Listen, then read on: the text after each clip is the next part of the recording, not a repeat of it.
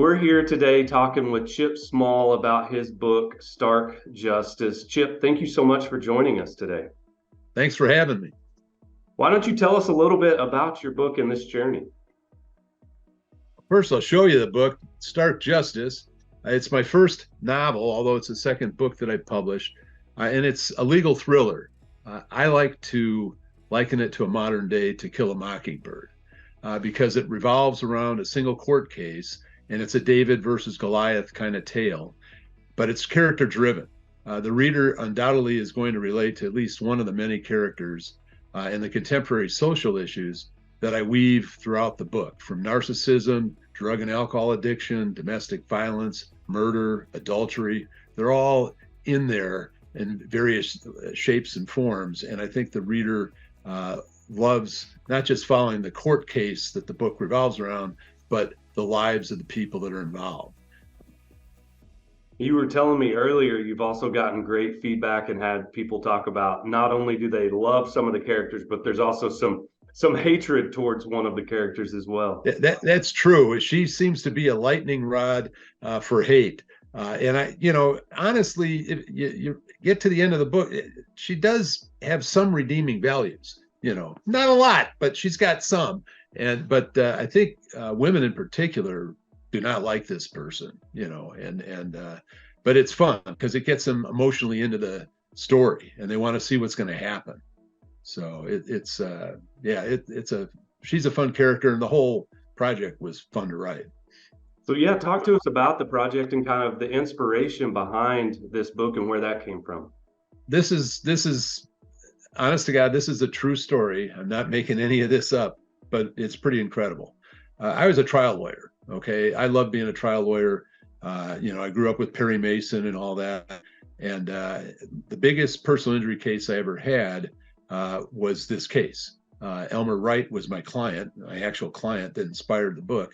And it was what we call skinny liability, huge damages. That was a centerline case, and my client could walk away with nothing, or he could walk away with over $1 million. And this was back in the 80s, late 80s, where over $1 million was a lot of money.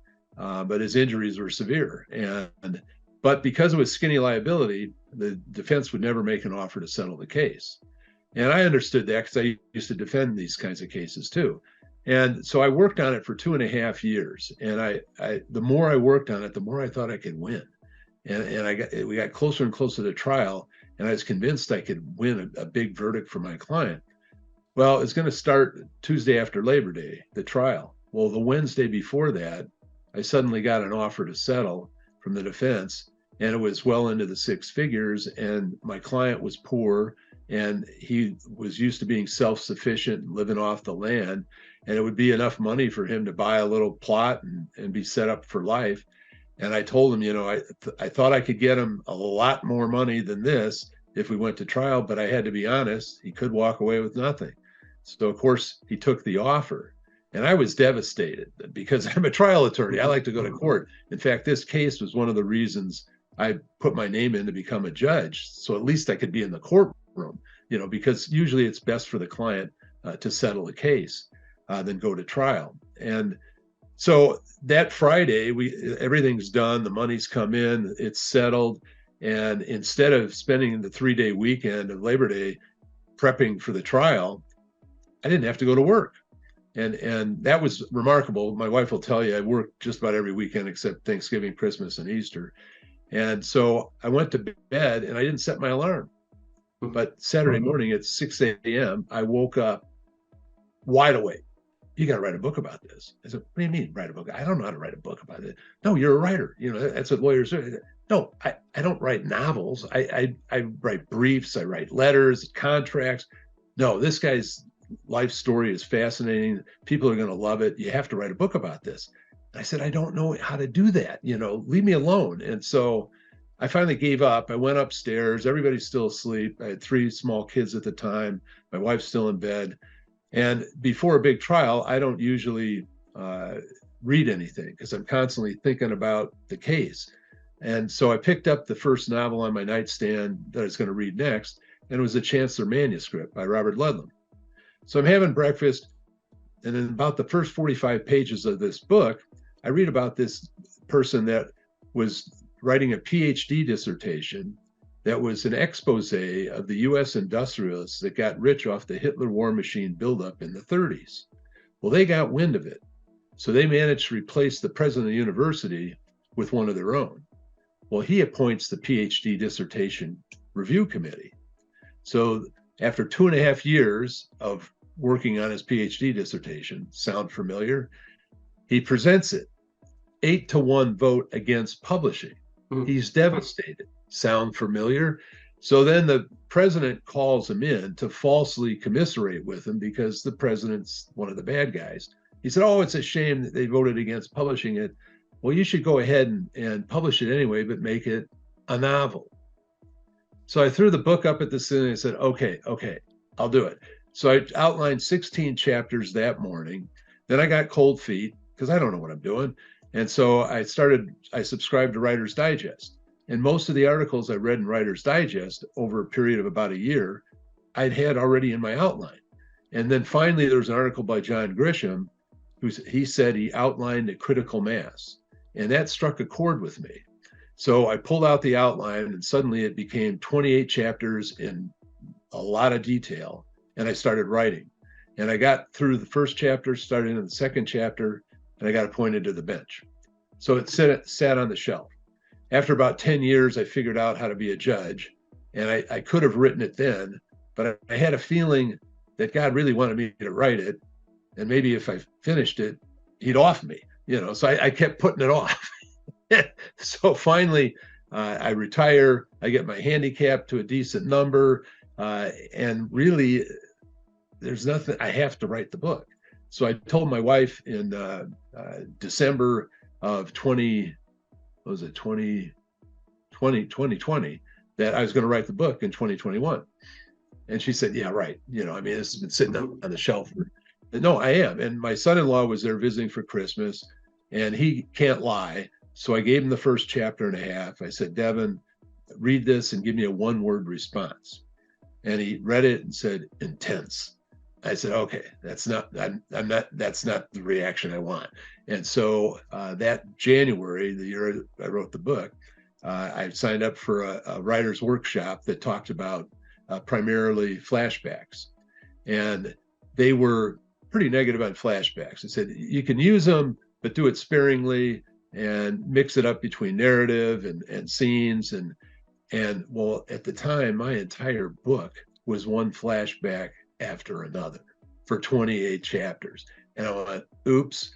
So in the bibliography of this workshop, they recommended a book called Story Engineering by Larry Nichols. So I bought the book end of January, read it beginning of February, and discovered that all fiction is identical. Just like a house has a foundation, walls, and a roof, all works of fiction, whether it's a play, a television show, a movie, a novel, they're all structured the same. Well, I didn't know that. I was a lawyer, and now I was a judge.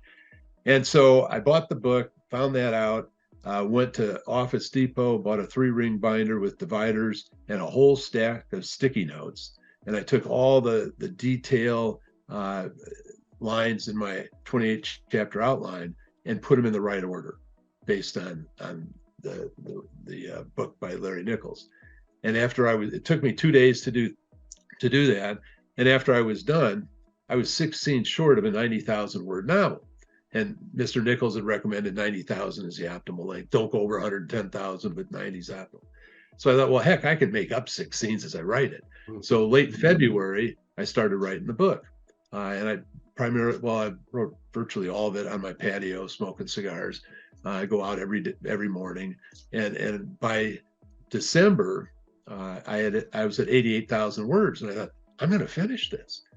And so remember, this is based on a real case. Well, I hadn't talked to that former client in 30 plus years. I didn't know if he was still alive or not.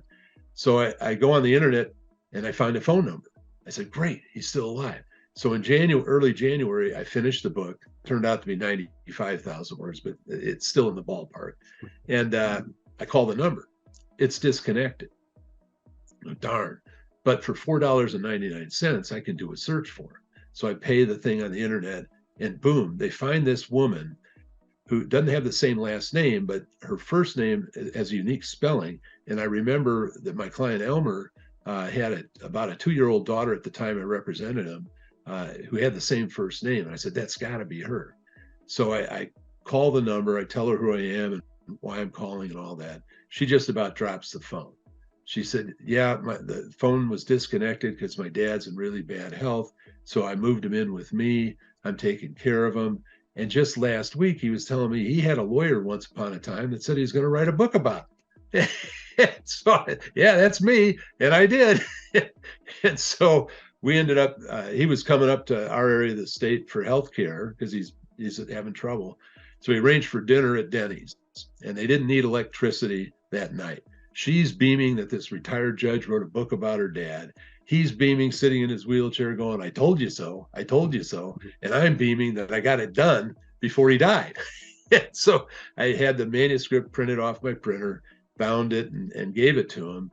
Her younger sister, that wasn't even around when I first represented Elmer, she moved in with her as well. And she proceeded to read the entire book to Elmer. And then just a few weeks after she did that, he passed away. Wow. So it's just amazing. It's just amazing. And as I mentioned before, I got that done, and in fact, while I delayed writing it, in fact, the book in my mind and my friends and family say is 100 times better after 27 years on the bench, because it just gave me all kinds of things to write about, my experiences. One of my friends gave me a book, I think it was called Becoming a Novelist. And it's a book that you give to college students that are thinking about doing that. And it's a very short book, kind of like my judge book, but the bottom line is what they're missing is life experience. Well, I got 70 years of life experience, and most of that's in the legal system. So I've got a ton of stories to tell, and I'm looking forward to doing more. I mean, the cases that I had in my career as a judge are incredibly amazing for such a small town. I mean, I literally had all the media people that covered O.J. Simpson's murder trial in my courtroom for 2.5 weeks. People from Germany, New York, L.A., all over the world were covering my trial. So I've got a lot to share and draw from, and I like to educate too. So the book itself, what I tried to do is I wanted it to be fast-paced, like James Patterson, so the chapters are pretty short. But my friends tell me you can't put it down once you start because of that. And I like to also include information that most people don't know about the justice system, kind of like Patterson tells you about guns and CIA and whatever. I tell you about the background and the inside story of the justice system. And so I kind of model it after Grisham and Patterson, and then I want to educate, so I threw in all the social issues. So it makes a great book for book clubs, because all the social issues that it raises throughout the book. It's entertaining, it's educational, and it's just a fun read. For just the masses, it's just a fun read. Yeah, and I'm loving just listening to your story. You can tell you're a storyteller as well at heart. And so, the writing and your storytelling and just getting to experience that. You shared this briefly, but mention you kind of are looking at writing other books as well, not in a series, but more books well, it's on the way, semi-series. But before I tell you, I have you tell about the storytelling. I'm in a prayer group with these guys, and I said, I've never had writer's block. And they looked at me and said, well, of course not, Chip. Writing's like talking, and when are you at a loss for words? Got me, but no, Arnie Adams is the main lawyer involved, and he's got some potential romantic interests that are going to come to fruition in the next book. And he he started out as a criminal defense attorney in small type crimes. Then he evolves into this personal injury attorney, and he's going to be confronted with what I call a death case. It's a case where if the defendant loses, he'll get the death penalty, and Arnie will get involved in that. There's some other murder cases that'll also be involved in that. And I really want to get into the criminal side, the criminal justice system, educate people that. I've got a relationship with the warden in our biggest penitentiary in our state. I'm going to make a visit there and get more inside stuff, talk to some of the inmates, and really kind of expose behind the scenes how the whole thing works. And I think it'll be another good one, because right now prosecutorial discretion is a big issue in our country, and I'm obviously going to cover that. Yeah. And meet with our local prosecutor and give people more of an inside view of what is involved in actually filing charges. Well, Chip, thanks so much for joining us. His book, again, is Stark Justice. It's available online through Amazon, through Barnes & Noble. If you like to read, maybe on your iPad through Kindle, it's available there as well. But Stark Justice, Chip Small, thank you so much. We'll be on the lookout for future books as well. Thank you for joining us. Yeah, you can check more information at judgesmallbooks.com. Okay, we can link that as well. So it's judgesmallbooks.com, but we'll link it in the captions as well. So thank you so much. Thank you.